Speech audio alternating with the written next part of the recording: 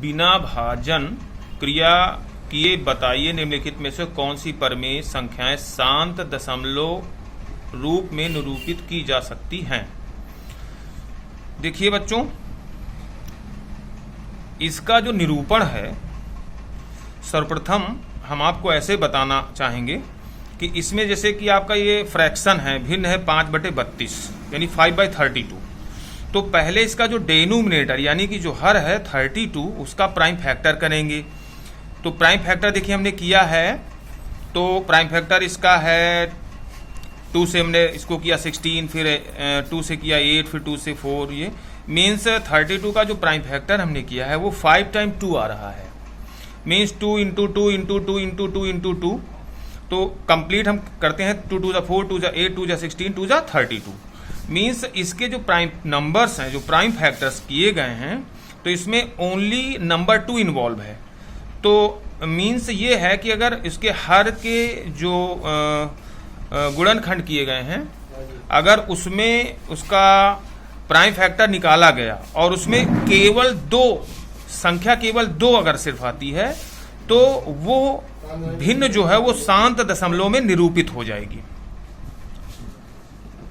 और यदि जैसे कि आप एग्जाम्पल नंबर इसका 2 देख लीजिए।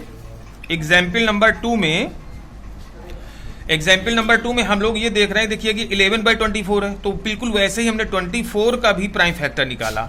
तो 2 इंटू 2 इंटू 2 इंटू 3 हो गया, तो 3 2 6, 2 12, 2 24 हो गया।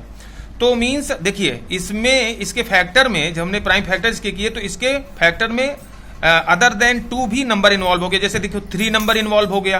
तो अब चूंकि इसमें 2 के अलावा अगर 3 नंबर इन्वॉल्व हो चुका है तो ये शांत दशमलव में नहीं होगा, तो इसीलिए हमने इसको लिख दिया अशांत दशमलव में ये निरूपित होगा। मीन्स शांत दशमलव निरूपित नहीं होगा।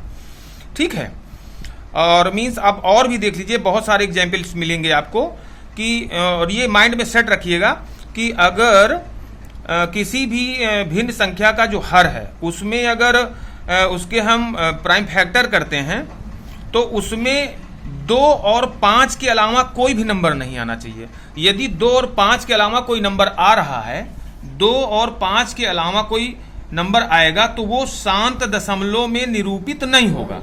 और अगर उसके प्राइम फैक्टर्स हम करते हैं और उसमें 2 और 5 ही आते हैं तो ऐसी संख्याओं को हम शांत दशमलव में निरूपित कर पाते हैं। ठीक है। अब इसके बाद देखिए क्वेश्चन नंबर आपका 3 है। 3 में इन्होंने कहा है कि इसको भिन्न में निरूपित करिएगा। तो भिन्न में कैसे लिखेंगे? देखो लिखा हुआ 0.3 बार। 0.3 बार का मतलब है कि जो ये 3 है डेसिमल यानी दशमलव के बाद इनफाइनाइट टाइम यानी असंख्य बार लिखा गया है। और जब कोई भी संख्या असंख्य बार दशमलव के बाद होती है तो हम लोग उसको छोटे रूप में लिखने के लिए उस पर बार लगा देते हैं। ठीक है। तो वैसे ही लिखा हुआ है 0.3 बार। तो इसको लगाने की प्रक्रिया ये है कि हम ऐसा करते हैं, माना 0.3 बार इक्वल टू x, या फिर देखिए मैंने टॉप पे पहले बता दिया आपको कि मतलब 0.3 का मतलब है 0.3333 इनफाइनाइट टाइम्स। तो मीन्स यहाँ पर x equal to 0.333 dot dot dot. तो इसको हमने समीकरण 1 कर लिया। ठीक है। अब इसके बाद फिर मैंने देखो लिखा है समीकरण 1 में दोनों पक्षों में 10 से गुणा करने पर। तो मैंने 10 से गुणा कर दिया। देखो x को भी 10 से गुणा किया तो 10x हो गया, इसको 10 से गुणा किया तो डेसिमल जो है वो 1 डिजिट डिस्प्लेसमेंट हो गया। ठीक है। तो ये आपका हो गया 3.333 डॉट डॉट, मतलब दशमलव के बाद जो 3 है वो मैनी टाइम्स है। तो ये समीकरण आपका 2 बन गया। फिर मैंने लिख दिया समीकरण 1 को 2 से घटाने पर।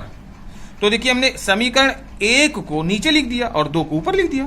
अब इसको घटाते हैं, घटाने की यह सिंबल है। तो 10x है तो 10x में से 1x निकल गया तो 9x हो गए। यहाँ पर 3.33 है, यहाँ पे 0.33 है, तो फिर माइनस किया तो यहाँ पे 3 आ गया। ठीक है। अब यहाँ पे 9 और x के बीच में देखो इनटू का रिलेशन है यानी गुणा का संबंध है। तो गुणा की संख्या को जब हम पक्षांतर करते हैं तो गुणा का संख्या जाकर के भाग में परिवर्तित हो जाता है। ठीक है। तो देखिए x इज इक्वल टू 3/9 मैंने लिख दिया। अब इसको सिंप्लीफाई किया तो देखो 1/3 हो गया। तो x इज इक्वल टू 1/3, इस तरह से ये 1/3 यानी फ्रैक्शन के रूप में निरूपित हो गया। ठीक है। तो ऐसे ही आप एक्सरसाइज 1B सॉल्व करिए। ठीक है। और जहां कहीं कोई आपको प्रॉब्लम आती है तो आप जो है अपना कॉल करके मुझसे कंसल्ट कर लेंगे, ठीक है।